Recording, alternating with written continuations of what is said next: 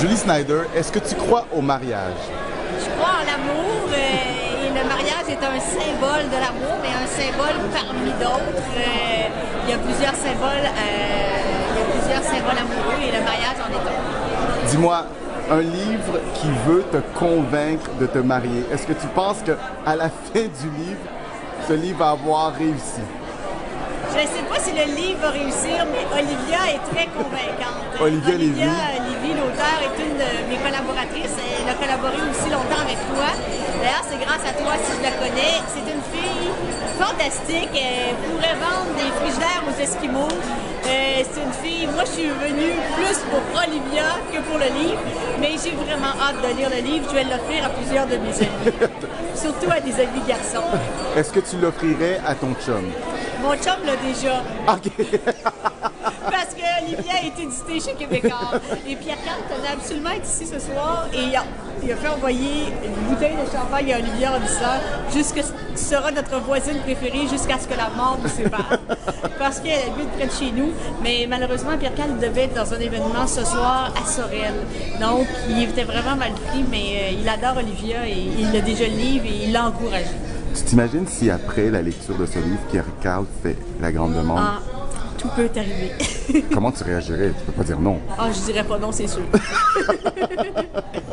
Dis-moi, le mariage en 2011, ça représente quoi? Mais je pense que le mariage, c'est un acte d'engagement.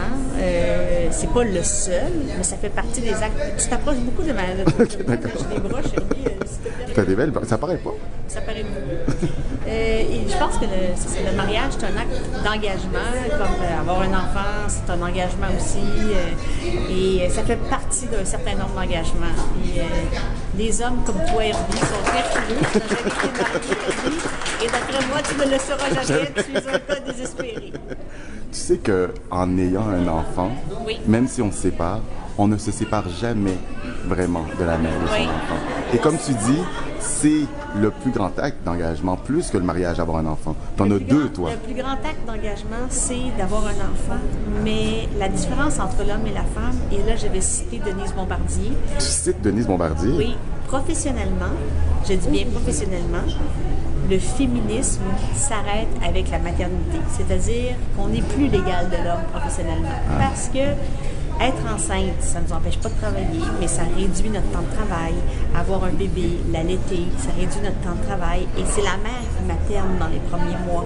C'est souvent la mère qui va s'occuper des vaccins, de l'intendance. Et donc, la mère est moins, si on parle en termes de productivité, est moins productive professionnellement.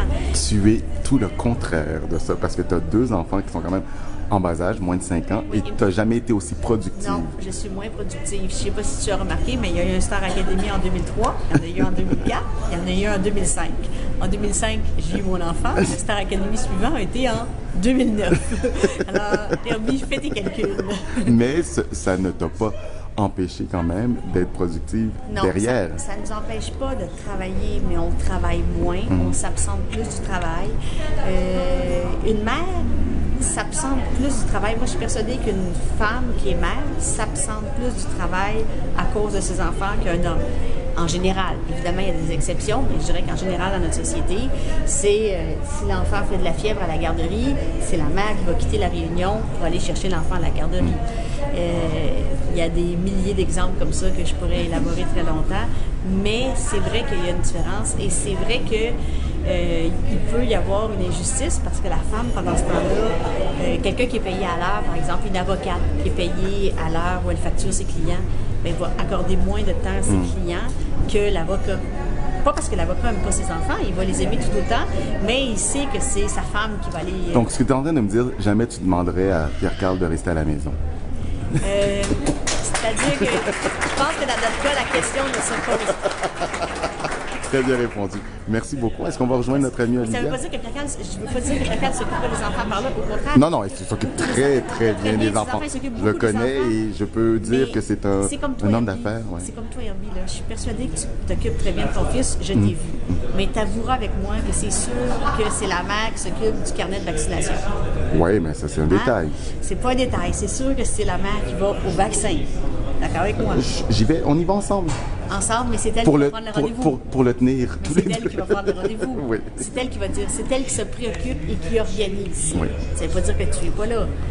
C'est pas un reproche. C'est moi qui me suis occupé de l'inscription à l'école, par contre. Oui, mais c'est elle qui va le reconduire. Non, c'est moi. Tous les matins, 3 jours semaine. On va rejoindre Olivia. Merci beaucoup, Julie. Arrête de me prendre le dos, là. Arrête!